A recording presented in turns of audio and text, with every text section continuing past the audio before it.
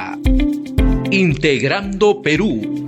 Análisis, entrevistas y propuestas para contribuir al desarrollo del país. Con Jorge Luis Montero y Pedro Gamio.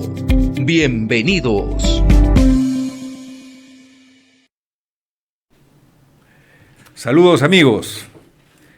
En esta nueva semana tenemos una invitada muy especial porque es una persona que está vinculada al trabajo académico como profesora de la Facultad de Derecho de la Universidad Católica y no sé si en otra universidad más, y quien ha desempeñado por un tiempo la importante tarea de dirigir Servir.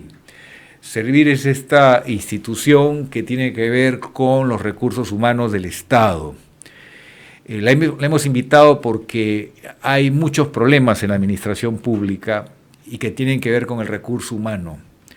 Queremos conocer de su experiencia, de su reflexión, cómo hacer para que el recurso humano en el Estado mejore y no tengamos tantos problemas de incumplimiento de presupuestos, hechos de controvertidos de corrupción, falta de confianza de que el joven, hombre o mujer, que ha estudiado en serio, que quiere ver una oportunidad en el trabajo en la administración pública, realmente vea un futuro claro y no que, como es ahora, según mi entender, se ve como una experiencia lo más rápida posible, porque no es un lugar para quedarse.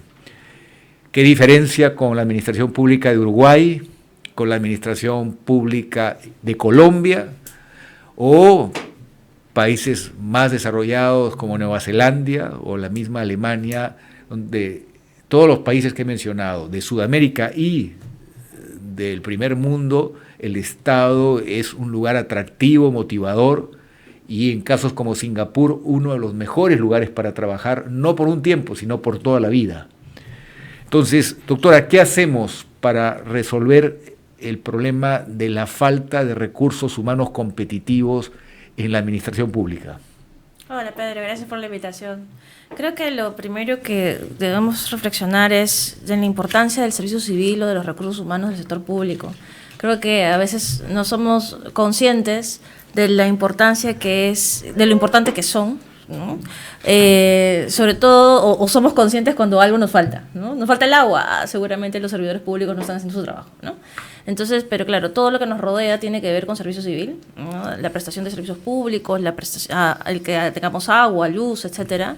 Y es claro que a mejores servidores en el Estado, mejores servicios para la población, ¿no?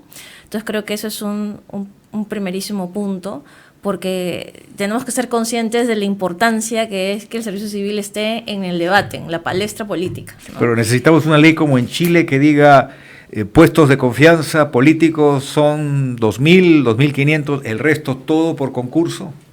En el caso de Chile, es interesante que lo que mencionas, porque a diferencia de Perú, que optó por una reforma más ambiciosa del servicio civil, ¿no? Reformarlo todo, ¿no? Aunque se ha implementado de forma exigua, pero en Chile apostaron esencialmente por directivos públicos y por capacitación, ¿no? Entonces, claro, tienes que hace poquísimo ha cumplido 20 años la creación de la alta dirección pública y que ha ido teniendo varias modificaciones, ajustes, mejoras, pero que ha permitido que haya un mejor servicio civil chileno, ¿no? Entonces, en ese sentido, apostaron por el segmento directivo, en la medida que es un segmento que es bastante más estratégico, porque, digamos, lidera, ¿no? Equipos, ¿no? Y un buen gerente o una buena gerente puede marcar la diferencia en cómo es que se van materializando las políticas públicas, cómo se van materializando las políticas de Estado. Yo leí un informe que no sé qué tan actualizado está, que decía que solo el 3% de funcionarios públicos habían pasado por Servir, no en capacitación, sino en el ingreso a la ley de servicio civil. Claro, esta reforma fue aprobada en el 2013, reglamentada en 2014, ya tenemos casi 10 años de su vigencia, y son aproximadamente 2.000 servidores los que pasaron, como 15 entidades que están dentro, pero creo que allí, y fue lo que trabajamos en mi gestión, se necesitaba un rediseño de la implementación porque había quedado muy engorrosa. pero creo que ahí lo crucial, los principales desafíos de la reforma del servicio civil no están solamente en servir, creo que eso es importante explicarlo. Ahora, sobre todo ahora que estoy fuera, digamos, para que una reforma de esa envergadura, que implica un cambio cultural en la administración pública peruana, estamos hablando de casi 2.000 entidades, los 3 niveles de gobierno, implica una voluntad política muy fuerte, implica que haya un compromiso por parte del Poder Ejecutivo, y es más, yo diría desde la Presidencia de la República, de la mano con el Congreso y el Poder Judicial. Poder Ejecutivo, ¿por qué? Porque es el presidente que tiene que ir tomando lista de cómo va la implementación en los ministerios, en los organismos públicos, y articularla con esa fuerza, ¿no?, de la coordinación presidencial con los gobiernos regionales y locales. Del Congreso, ¿por qué? Porque el Congreso no puede dar leyes que agujereen o perforen la reforma, leyes populistas que impidan su implementación.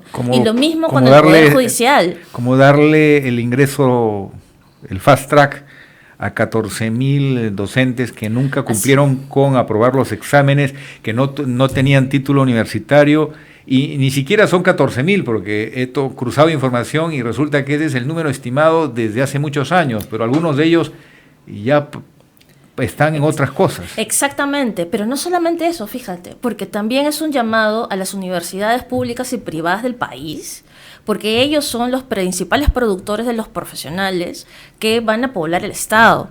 Entonces, si tenemos una educación pública de poca calidad o privada de poca calidad, entonces lo que vamos a tener en la administración pública son profesionales de baja calidad. Entonces, es también, fíjate, lo estructural que es que podamos tener un servicio civil de calidad, idóneo.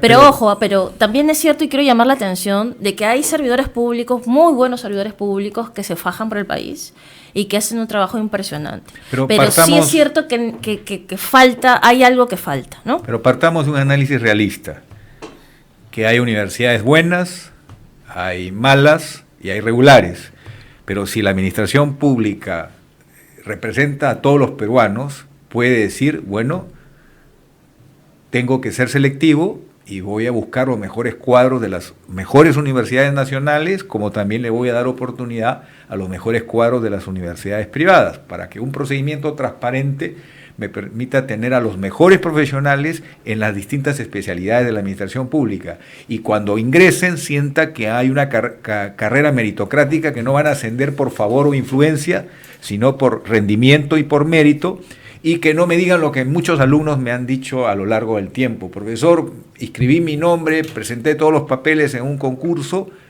y todo el mundo me dijo que ya la persona estaba elegida, que simplemente estaban cumpliendo con la formalidad. Yo no sé si este sistema es el que está en todas las instituciones, pero en muchos casos he escuchado lamentablemente ese testimonio. Es decir, no hay un procedimiento que corresponda a un país que se respeta a sí mismo. En el caso de los jóvenes, creo que se tiene que atender de forma especial. Tendría que haber una política pública específica para poder no solamente atraer el talento joven, sino realmente vincular.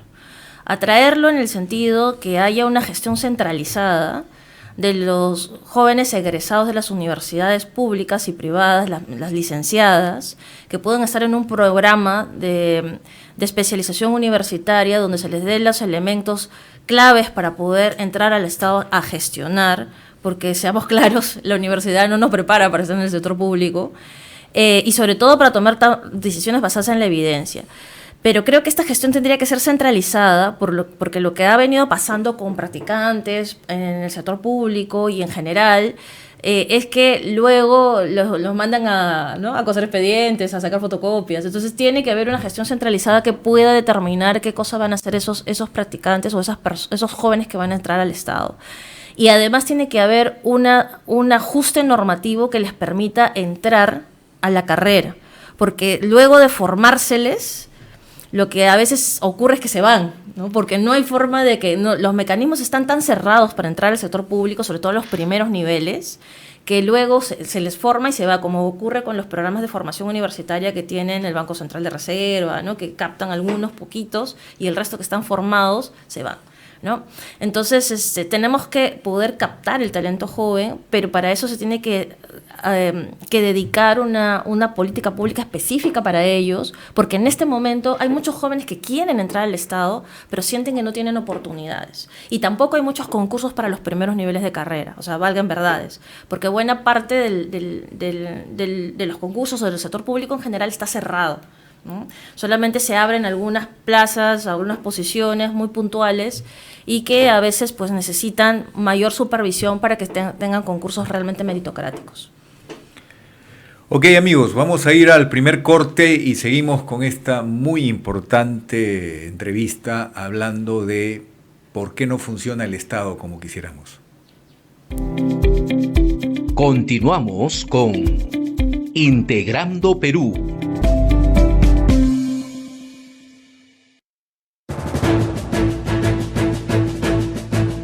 A esta hora estamos transmitiendo en vivo al centro del país a través de Cable Andina, Canal 36 en Pasco, Cablevisión, Canal 38 en Huánuco y Cablevisión, Canal 21 en Tingo María.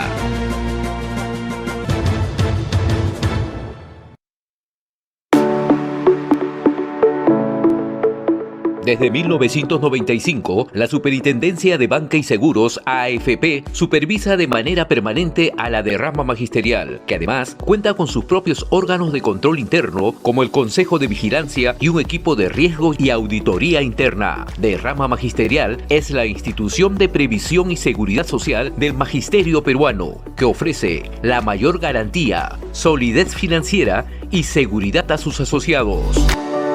Derrama Magisterial, seguridad social para los maestros.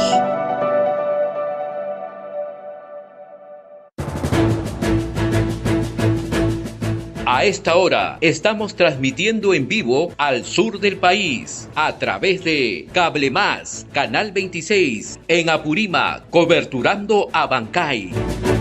Econocable, Canal 26 en Abancay.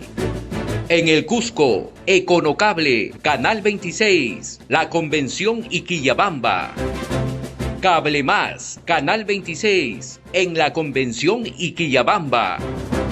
En Puno, Econocable, Canal 36. Cable Más, Canal 36 en Puno. Econocable, Canal 36 en Juliaca. Cable Más, Canal 36 en Juliaca.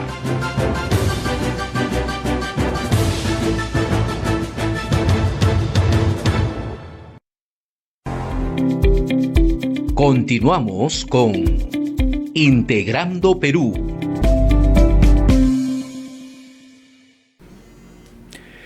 Doctora, hemos hablado de la importancia de que los primeros de la clase estén motivados a entrar al Estado y a hacer carrera.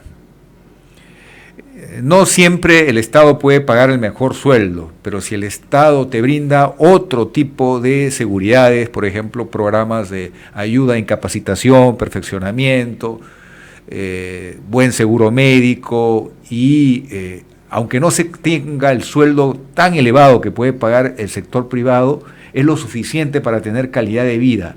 Y la cultura organizacional hace que la persona se identifique con su trabajo, y eso lo vi en Finlandia. En Finlandia me quedé sorprendido.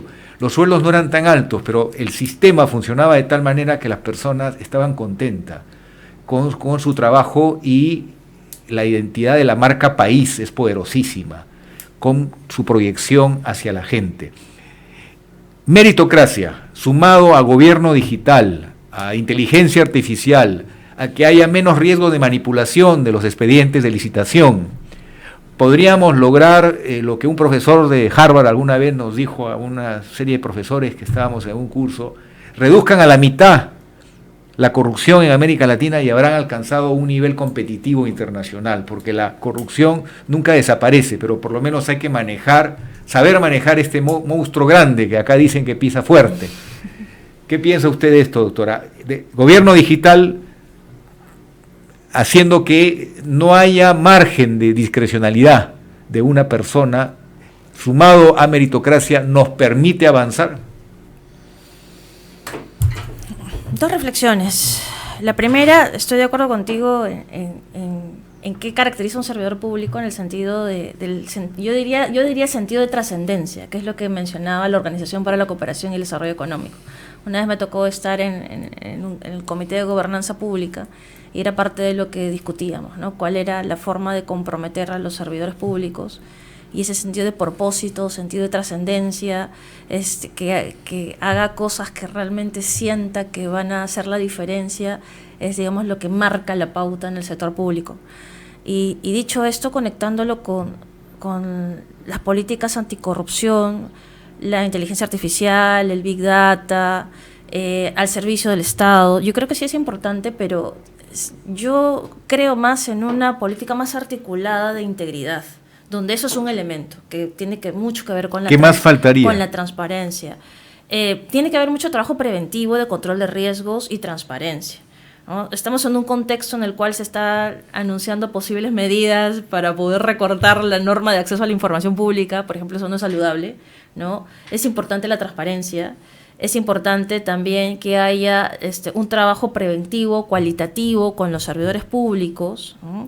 Que funcionen las oficinas de integridad en las entidades públicas, que también se puedan ordenar un poquito más y mejor los procesos, para eso poder canalizarlo a la digitalización, porque veamos que, por ejemplo, en este momento la ley de transparencia está vigente, ¿no? Y todas las entidades públicas a nivel nacional tienen que colgar cierta información de forma obligatoria en sus portales.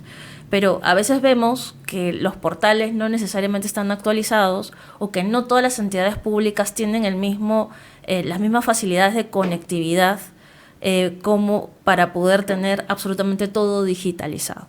Entonces sí creo que allí se tiene que trabajar una estrategia integral que permita poder hacer una segmentación, ordenar un poco la casa, pero también para poder digitalizar. Sí creo que es importante la digitalización para mayor transparencia, pero al mismo tiempo creo que se tiene que seguir trabajando el enfoque preventivo, ¿no? En el marco de una política de integridad.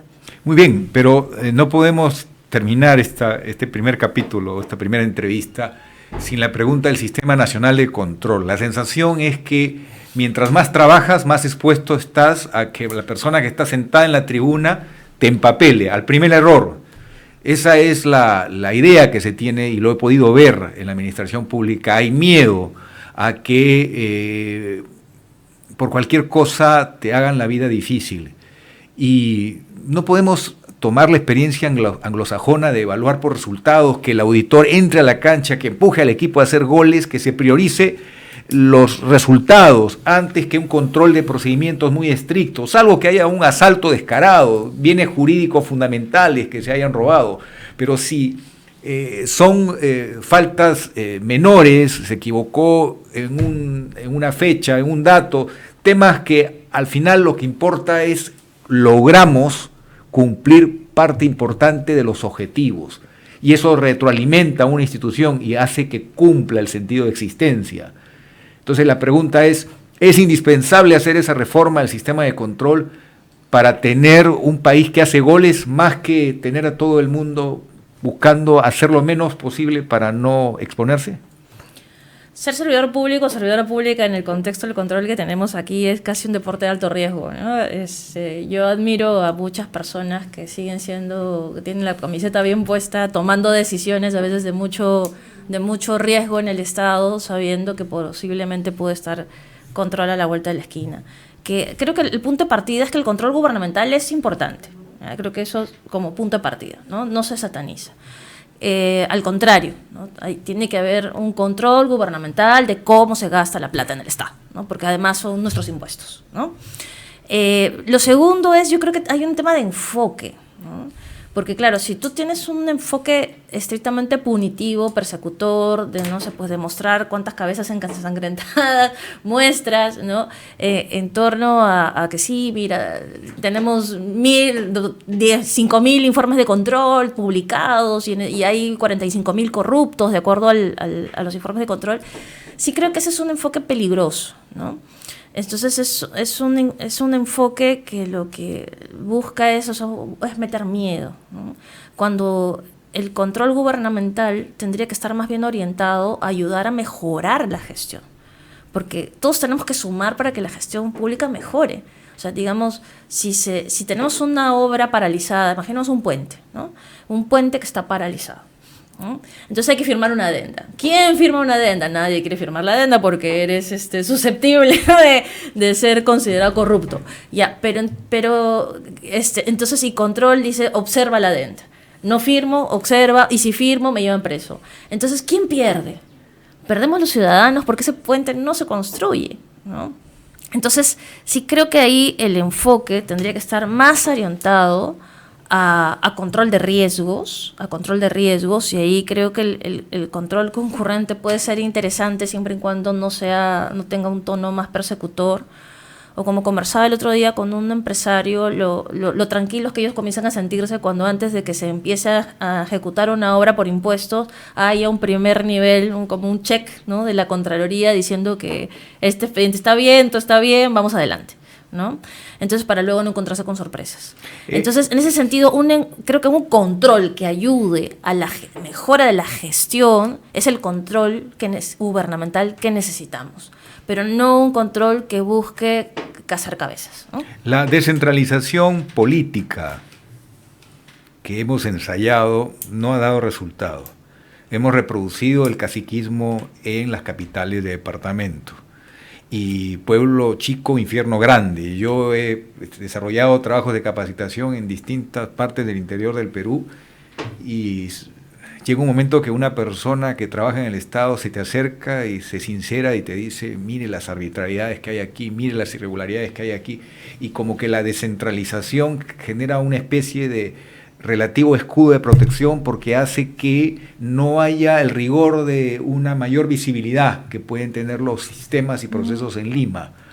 Entonces, sin decir que en Lima no hay problemas, en algunas partes del interior del país hay supuesta mayor libertad de hacer las cosas no por el camino correcto. La pregunta es, ¿qué hacer para que la integración de la regulación del Estado como un conjunto orientado a servir al ciudadano, a promover calidad de vida, a hacer que la gobernabilidad en el país funcione, esté más simétrica, no haya esas brechas que se miden en los servicios? Por ejemplo, la luz eléctrica, 50% menos interrupciones en Lima que en el resto del país. Y así ocurre con casi todos los servicios. Eso también tiene que ver con el comportamiento de la administración pública y cómo está organizada la administración pública en los gobiernos regionales. ¿Qué piensa de esto, doctora? Yo hay 3 reflexiones. No puedes descentralizar funciones si es que no formas o no generas capacidades en el territorio para poder recibir esas funciones, ¿no? Eso es lo primero. Digamos, en el territorio se tiene que generar mayor desarrollo de capacidades para poder acometer los desafíos que se tienen. Por ejemplo, no puedes tener un director de abastecimiento, no sé, pues, por ejemplo en Jaén, ¿no?, dirigiendo una obra pública que es de 100 millones, y ese servidor público que la dirige pues está ganando 2.000 soles y no ha sido entrenado para poder dirigir esa obra pública. Pero claro, con 2.000 soles que gane ese servidor público en ese puesto, ¿qué talento puedes atraer? O sea, haces lo que puedes con lo que tienes, ¿no? Entonces es fortalecer servicio civil, fortalecer capacidades, fortalecer idoneidad para acometer los desafíos que tienen que acometer en los gobiernos regionales y locales. Pongamos como ejemplo el tema de la prevención del niño global, ¿no? Entonces, que se ha transferido millones y millones de soles para labores de prevención y se están arrojando reportes de gobiernos regionales, gobiernos locales que no han ejecutado o han ejecutado muy poco. Entonces, claro, la pregunta ¿es porque realmente no lo hacen? ¿Es desidia? ¿O hay un tema de capacidades o cómo hacerlo que no está tan claro? Y eso va aunado, como segunda idea, al hecho de cómo se distribuyen los recursos, ¿no? Creo que todos los que hemos hecho gestión pública sabemos que si nos transfieren recursos a partir de julio a agosto ya difícilmente podemos hacer cosas, ¿no? Entonces, si tú amarras presupuesto a nivel centralizado y los gobiernos regionales y locales, sobre todo los locales, tienen poca capacidad de juego cuando recién lo transfieres entre junio, julio, agosto. O sea, ya es tarde. Ya sabemos que los grandes concursos públicos en ese momento no se van a poder hacer.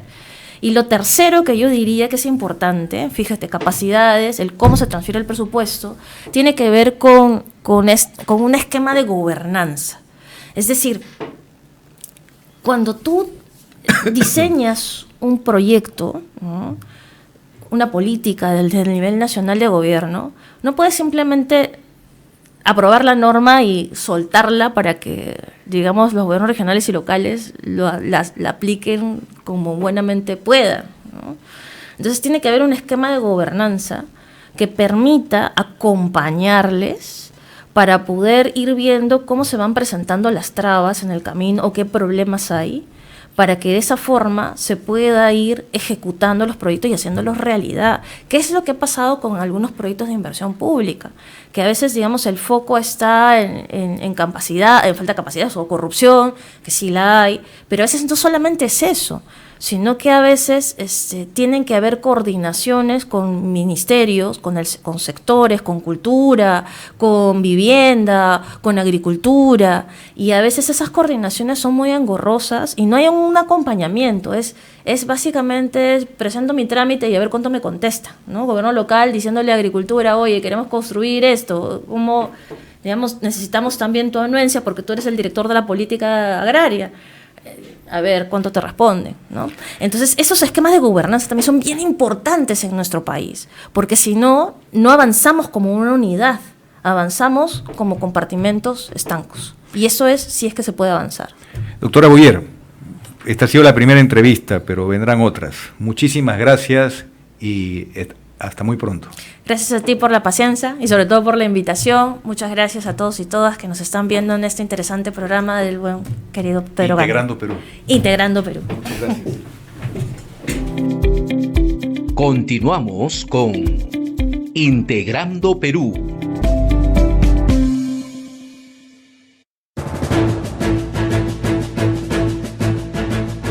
A esta hora estamos transmitiendo en vivo en Lima a través de Cable Más TV, canal 796, coberturando Comas, Independencia, Canta Callao, San Martín, Pamplona, Villa María del Triunfo, Villa El Salvador, Pamplona Alta, Chorrillos, Lurín y Pachacamac.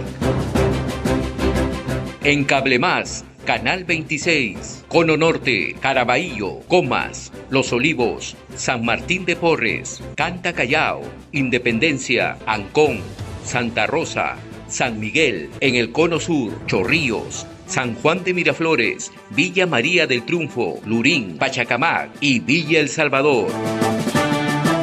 En Econocable, Canal 26, Cono Norte, Caraballo, Comas, Los Olivos, San Martín de Porres, Canta Callao, Independencia, Ancón, Santa Rosa, San Miguel. En el Cono Sur, Chorrillos, San Juan de Miraflores, Villa María del Triunfo, Lurín, Pachacamac y Villa El Salvador.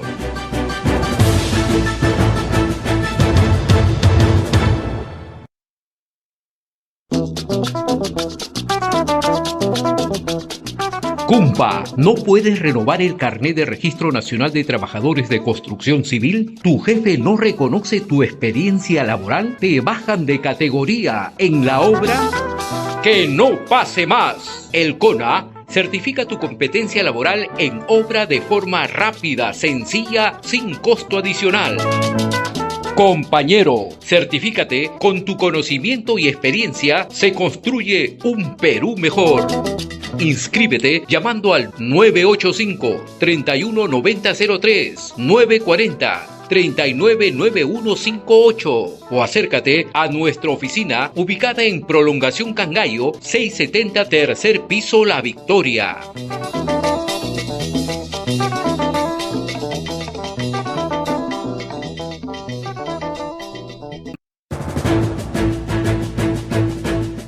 A esta hora estamos transmitiendo en vivo en la región Cajamarca a través de Radio Frecuencia Líder 1020 AM, cubriendo Bambamarca, Hualgayó, Cutervo, Chota, Celendín, Santa Cruz y San Miguel. En la provincia de Cajamarca, a través de Radio Onda Popular 1130 AM y 102.9 de la frecuencia modulada, coberturando Cajamarca, Celendín, Contumasá y San Pablo. 96.9 de la FM en Chota y Lajas. 95.3 de la FM en Cutervo. 950 AM y 96.5 de la FM en Bambamarca, Chota, Cutervo, Santa Cruz, San Miguel y Hualgayoc. 97.9 de la FM en Chugur, Andabamba, Ninabamba, Utiyacu y Yauyucán. 99.7 de la FM en el distrito La Encañada.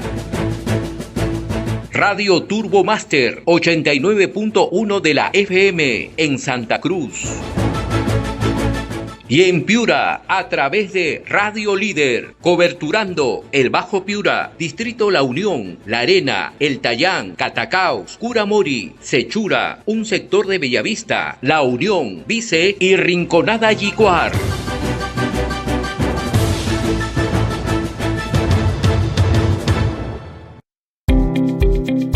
Continuamos con Integrando Perú.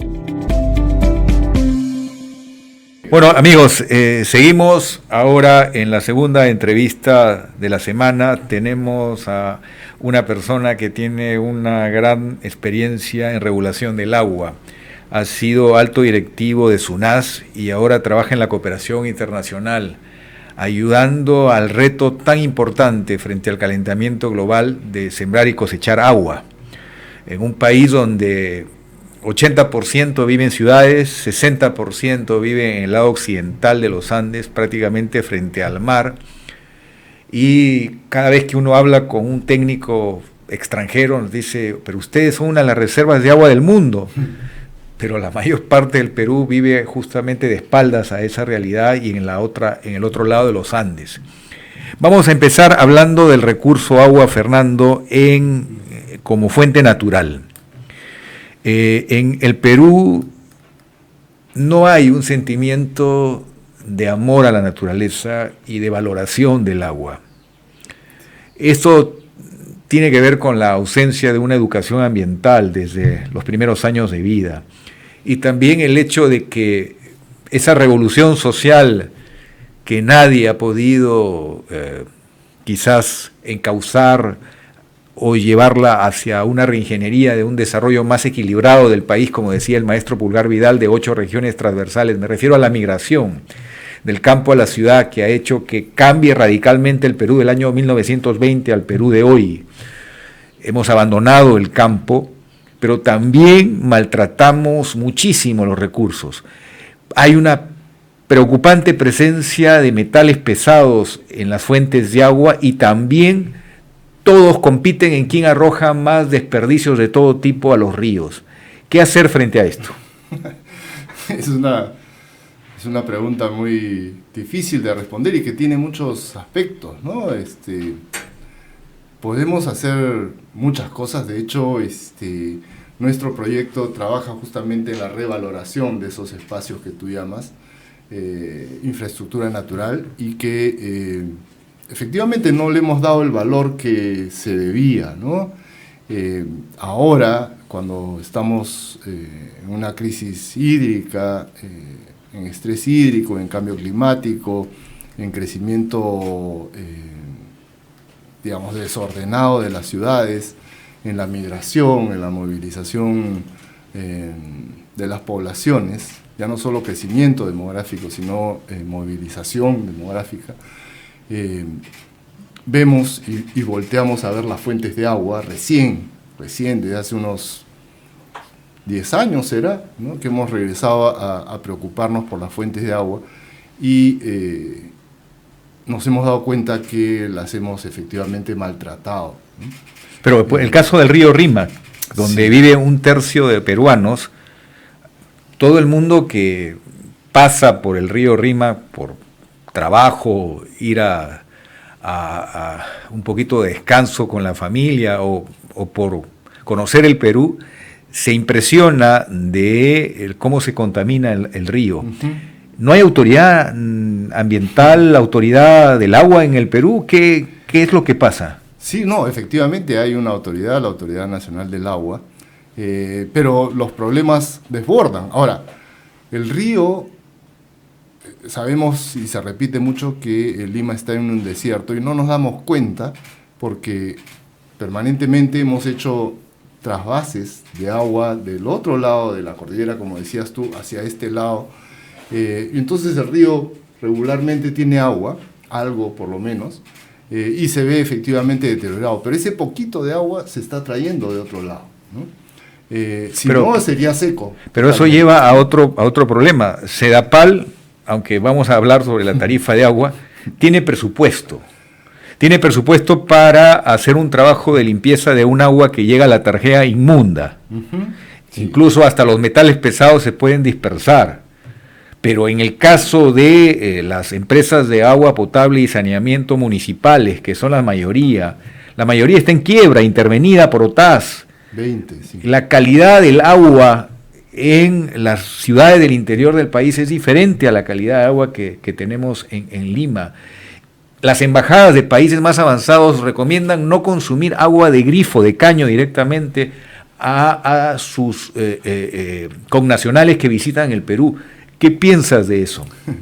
Bueno, ahí hay otra gran brecha, ¿no? O sea, la primera brecha de la cual hemos hablado un poquito es la de las fuentes de agua, ¿no? Hay que hacer inversiones para restaurar y recuperar fuentes de agua y conservarlas también, ¿no? Porque no basta con restaurar, o sea, hay fuentes de agua que tenemos que cuidar y preservar. Creo que esa es la primera gran tarea, ¿no?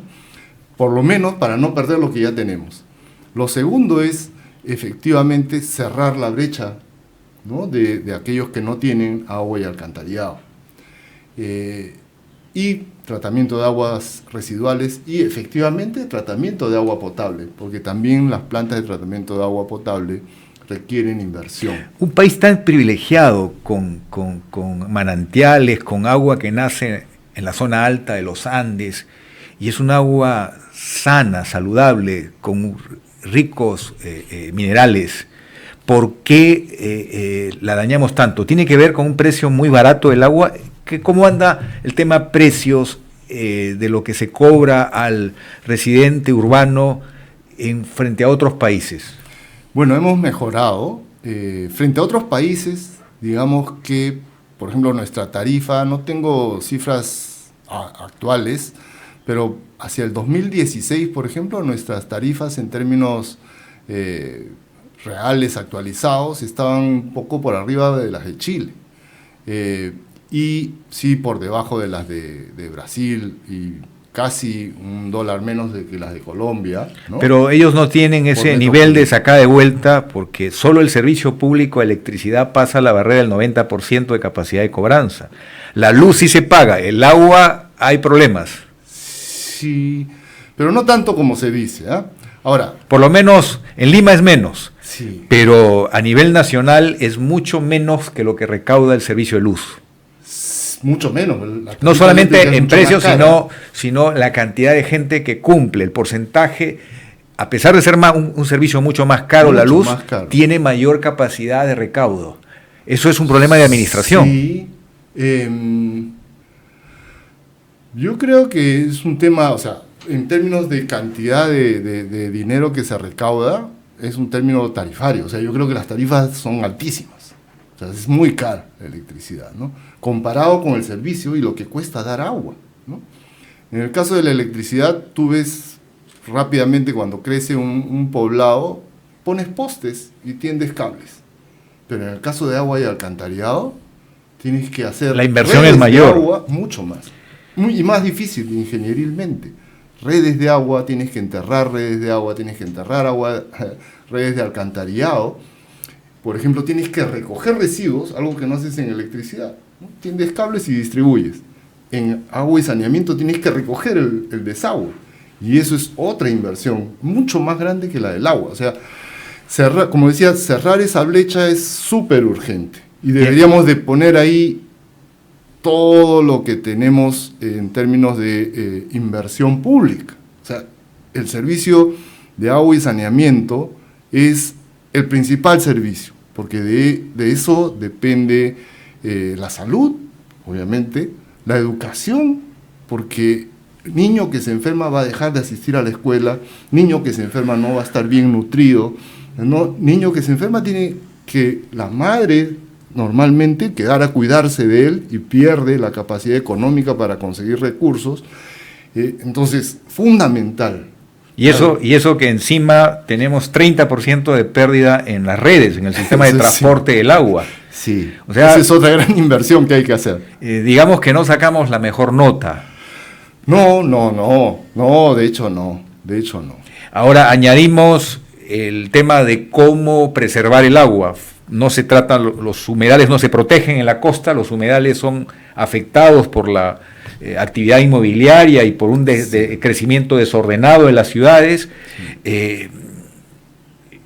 Ahora hay un programa en el que tú estás trabajando que promueve el sembrar agua en las zonas altoandinas, pero sí.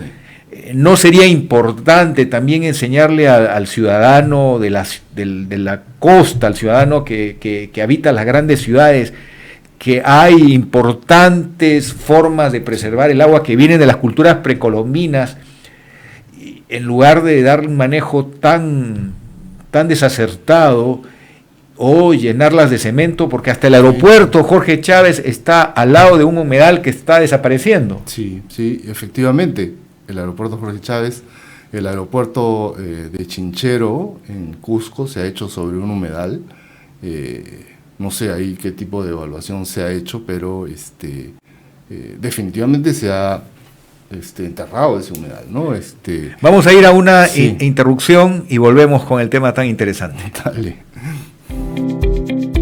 Continuamos con Integrando Perú.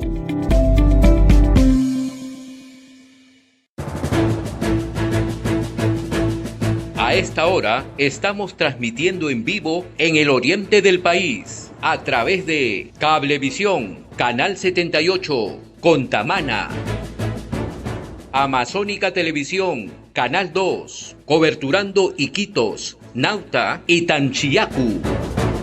Radio Tigre, a través de los 100.5 de la FM, coberturando Iquitos, Nauta y Tanchiyacu. Econocable en Madre de Dios, Canal 26, Puerto Maldonado. Cable Más, Canal 26, Puerto Maldonado. En Ucayali, Supercable, Canal 20, Pucallpa, Manantay y Yaniracocha. Cable Oriente, Canal 18, Pucallpa, Manantay y Yarinacocha. Amazon Cable, Canal 18, Pucallpa, Manantay y Yarinacocha. Cable Horizonte, Canal 18, en Manantay. Cable Star, Canal 82, Pucallpa, Manantay y Yarinacocha. Teleamigos, Canal 6, en Aguaitía. Telecom HD, Canal 36, coberturando las zonas de San Alejandro, Bon Humboldt, Neyuya, Curimanay y Campo Verde. Cable Requena, Canal 17, en Nueva Requena. Cable Selva Mía, Canal 3, en Atalaya.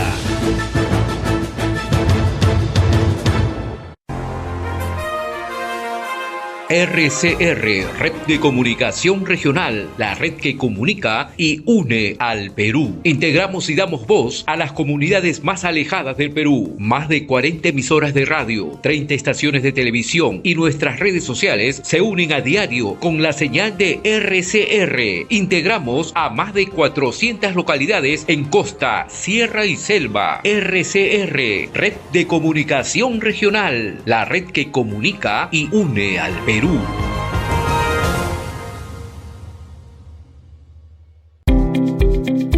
Continuamos con Integrando Perú. Necesitamos recuperar el aprecio al valor del agua, como yo he podido apreciar en otros países donde la gente tiene claro que el agua es salud y es vida. las empresas que usan mucho el agua como un insumo para los productos que fabrican, durante muchos años pagaron casi cifras simbólicas. ¿Ya se arregló eso? ¿Ya pagan por lo menos lo que paga el ciudadano de a pie en su humilde hogar? Sí, bueno, definitivamente en el periodo en que yo estuve como presidente de SUNAS, llegamos a establecer una metodología para fijar esta tarifa del agua subterránea. El agua subterránea es la reserva que debe tener Lima, en el caso de Lima, en el caso de Ica, no debería de sobreexplotarse, en el caso de Arequipa debería ser una reserva para casos de emergencia, ¿no? Pero no es así, se usa y se autoriza el uso del agua subterránea. Entonces el pago que hacían era un pago parecido al que hacían los agricultores solamente por el uso del agua en el sistema de, digamos, agua cruda, ¿no? Pero las industrias en Lima se negaban a pagar una tarifa como la doméstica, por ejemplo, la que tenemos tuyo, o la que tiene una panadería, una tarifa comercial. Entonces se diseñó una metodología para fijar una tarifa para el uso de agua subterránea, ¿no? Que daba a esa tarifa un valor ya más cercano a la realidad, ¿no? A esto de que es una tarifa de escasez o la alternativa que debería de tener una empresa industrial si es que no se le deja explotar el acuífero, ¿no? Porque, como digo, el acuífero es nuestra reserva, ¿no? Justamente para casos de sequía. Entonces ahí se diseñó una metodología que se empezó a aplicar después del 2017, pero lamentablemente todavía hay empresas que discuten esa tarifa, ¿no? O sea, todavía hay batalla legal. Todavía hay batalla legal, no se toma conciencia de la importancia que tiene el acuífero y la importancia que tiene el agua como insumo, ¿no? Como insumo para todos los productos, para todos, ¿ah? O sea, no hay ningún producto que se salve. Embotellan agua y cuánto más se recarga por eso, ¿no? Y se embotella agua del acuífero, ¿no? O las cervezas o las gaseosas, ¿no? Entonces es el principal insumo, ¿no? Incluso hasta para la leche, porque para recombinarla usan agua subterránea. Hablemos un poquito de el problema de falta de agua. Bueno, está en varias ciudades del Perú, pero hablemos de Lima. Ya se está llegando al nivel de saturación con el trasvase que viene de Junín y que ha salvado a Lima por varias décadas. Sí. Ahora hay que encontrar una solución. ¿Cuál sería? Desalinizar agua de mar, que es lo que más se menciona en las autoridades de turno, o reusar el agua, que es la práctica más sustentable en los países desarrollados, o hacer de nuevo un oneroso trasvase. ¿Cuál es tu opinión? Primero, como decía, conservar nuestras fuentes actuales y restaurar la infraestructura natural, ¿no? Eso es, creo que, lo principal, conservar lo que tenemos y restaurar lo que hemos perdido. Eso en primer lugar. Después te diría que hay que trabajar en todas. Eso pasa por cambiar la cultura inmobiliaria en el Perú, por ejemplo. Bueno, el crecimiento desordenado es una presión terrible para llenar de cemento los pocos valles verdes que tenemos. Ya perdimos el Rímac, el Chillón, y ahora se amenaza el valle del río Lurín. Y como tú comentabas en Off the Record, se drenan humedales en la costa para urbanizar. O sea, eso es un crimen, ¿no? Pero igual, como decías respecto de la misma Costa Verde ha sido drenada, ¿no? También, ¿no? Efectivamente. Que antes era el lugar donde tú y yo, cuando íbamos a la playa, no necesitábamos ir a la ducha en nuestra casa porque esos chorrillos existían. Ahora han desaparecido. Sí, han desaparecido. Sí, bueno, el crecimiento, la impermeabilización de los suelos. O sea, hay muchos impactos. Pero respecto de las tres cosas, ¿cuál es la solución más adecuada? Que tú proponías, después de la infraestructura natural, las tres, diría yo. O sea, tienes que hacer trasvases. Tienes que cuidar tu agua subterránea, monitorear, y tienes que hacer... ¿Pero por dónde empiezas? ¿Cuál es lo que tú harías? Digamos, ¿qué se ha hecho? ¿Ya? Por ejemplo, antes no había en Lima experiencia para desalinizar. se hizo una concesión que se llama Provisur, que tiene una planta desaladora y que es de Sedapal, ¿no? Y es una funciona concesión bien. dada por Sedapal y está funcionando. Y ellos están también tratando aguas residuales, no al nivel de reuso. Hay unas pequeñas plantas que permiten el reuso y que se está activando mucho, ¿eh? El reuso se está activando de comprar agua de las empresas prestadoras de servicios de saneamiento. Hay una experiencia en Ica muy buena para regar efectivamente cultivos incluso de tallo bajo, ¿eh? Pero de tallo alto de todas maneras. Londres y Berlín mucho. han rehusado hace buen tiempo y usan 6 veces en el caso de uno y más de 9 en el caso del otro. El agua doméstica es muy fácil de recuperar, de tratar. Es diferente el agua de uso industrial o de otras actividades. ¿Por qué no hacerlo si es una oportunidad de tener el ciclo de vida, ¿no? Sí. Bueno, hay restricciones respecto de si yo directamente tomaría un agua que ha sido del desagüe.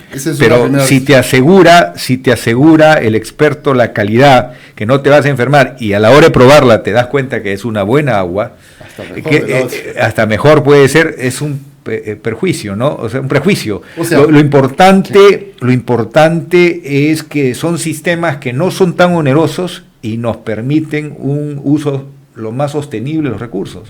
Sí, vamos a llegar a eso.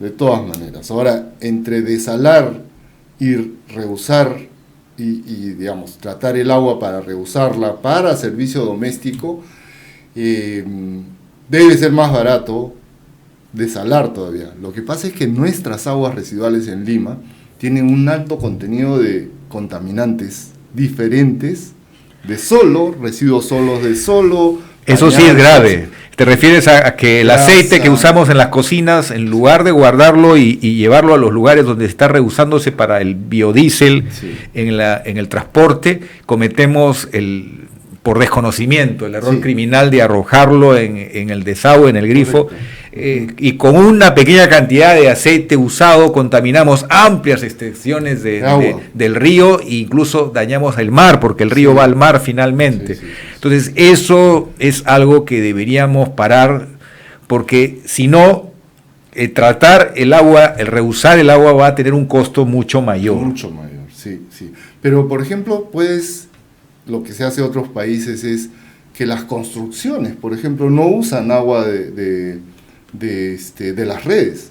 O sea, hay países en que las construcciones no pueden usar agua de redes, usan agua tratada. Bueno, la minería nos ha dado un excelente ejemplo. Algunos de los más importantes proyectos desalinizan agua de mar. A propósito de eso, en el río Tambo, en Arequipa, pero no solo en el río Tambo, en ríos de Piura, he tomado conocimiento que hay reportes de cada vez mayor presencia de metales pesados. Uh-huh. La pregunta es, ¿qué hacer frente a esto? Las sospechas son minería ilegal por un lado, pero también hay una fundada explicación que la pérdida de los glaciares está haciendo que sustancias tóxicas congeladas miles de años atrás se disuelvan y estén perjudicando valles tan importantes como el de Arequipa o en el caso de Sullana, en Piura. ¿Qué hacemos? Sí, bueno, no conozco específicamente el caso del río Tambo, pero efectivamente lo que está sucediendo es eso, ¿no? El deshielo de los glaciares está ocasionando que estos metales, los metales que están debajo del hielo, empiecen también a drenarse hacia las aguas, ¿no? Porque lo que antes sucedía era que se retenía agua ahí y se descongelaba y teníamos agua en Arequipa hay menos ríos. Agua y ahora contaminada. ¿Qué hacemos? Bueno, frente al deshielo hay muy poco que hacer. Nuevamente tenemos que ver si es que la infraestructura natural nos puede ayudar, ¿no? Porque los glaciares eran un regulador de agua, acumulaban ahí nieve, agua, y después se iba drenando cuando ya... Hemos perdido la mitad de la reserva. Hemos perdido la mitad de la reserva, efectivamente. Y esto se va a acelerar porque el calentamiento global va a acelerar el deshielo, ¿no? Y vamos a perderlo más rápido. Una posibilidad es que, nuevamente, estos humedales se amplíen y funcionen como reguladores en reemplazo de los glaciares. Es, digamos, algo medio utópico, pero en algo podría ayudar. La otra es hacer pequeños reservorios para atender a la población de las comunidades, que son las que más van a sufrir frente al cambio. ¿Cuáles reservorios? ¿Los clásicos en zona baja que terminan perdiendo el volumen que pueden almacenar cada día menos, o lo que están haciendo hoy, que son lagunas artificiales en zona alta con el sistema de membranas que se usa mucho en la minería con los relaves para evitar la contaminación? ¿Esa práctica a la vez sustentable? Hay de los dos tipos, hay con membrana y sin membrana, ¿no? Las membranas impiden la infiltración y son como unos reservorios agrícolas, y sin membrana permiten, ¿no?, que permear algo e infiltrar agua al terreno y conservarla por un poco más de tiempo, ¿no? Porque también hay un tema de evapotranspiración. Cuando tú le pones membrana es como una piscina que el sol también se puede llevar el agua, ¿no? Porque se evapora, ¿no? Entonces hay eso, también hay la posibilidad de hacer zanjas de infiltración, verdaderas zanjas de infiltración, tipo las amunas, ¿no?, canales ancestrales que infiltraban agua en una montaña y después se iba drenando en épocas en que ya no llovía, en épocas de estiaje. O sea, funciona, es una posibilidad también, pero sí es muy costoso en términos de mano de obra. Y como tú decías en un momento, la mano de obra ha migrado también, ¿no? Entonces, revalorizando el territorio, revalorizando estos servicios ecosistémicos que las comunidades han prestado antes, podemos recuperar algo, por lo menos andenería, terrazas, todo eso son infiltración al final, ¿no? Muy bien, y finalmente el tema de la contaminación con metales pesados, que cuesta limpiar el agua de metales pesados. Ahí una posible solución es la difícil alianza entre la minería formal, que se compromete con patrones de respeto al medio ambiente, y la agricultura, sobre la base de fideicomisos y mecanismos de monitoreo de la propia población, de que se respeta las reglas de juego. Sí, definitivamente. Ellos podrían financiar la limpieza del agua para que la agricultura no muera. Sí. Sí, yo he visto programas tuyos antes que hablan de obras por impuestos, por ejemplo. Ese tipo de cosas se tienen que hacer de manera urgente, ¿no? Como te decía... Pero hay otra minería ilegal, que esa no cree en nadie. Sí. Bueno, ahí tiene el rol del Estado, ¿no? O sea, contra esa minería necesitamos que el Estado sea fuerte, ¿no? Necesitamos que las instituciones sean fuertes. Hemos visto en Patás lo que está pasando, ¿no? Ha ido la policía, ha ido a cerrar estos socavones que finalmente terminan contaminando a una buena porción del agua. Pero vuelven, ¿no? O sea, la presencia del Estado tiene que ser permanente. Y sistémica, y con planeamiento, y con monitoreo satelital. También es importante. Para saber por dónde van. Sí, y dónde tenemos que restaurar también humedales, bofedales, dónde tenemos que restaurar infraestructura natural, incluso para riesgos de desastres, ¿ah? O sea, son también, pueden desarrollar... Pueden salvar vidas, porque avisan del Huayco. Avisan, pero también contienen, ¿no? O sea, bueno, una infraestructura natural bien instalada y bien trabajada y con crecimiento suficiente puede generar mucha resiliencia frente a eventos extremos. Amigos, este ha sido el primer capítulo, Fernando. Con todo gusto. Habrá un segundo capítulo porque el tema del agua es fundamental. Muchas gracias. Fundamental. Y hasta pronto, amigos. Gracias, Pedro. Hemos presentado Integrando Perú. Retornamos en nuestra próxima edición con más entrevistas y el análisis para contribuir al desarrollo de nuestro país.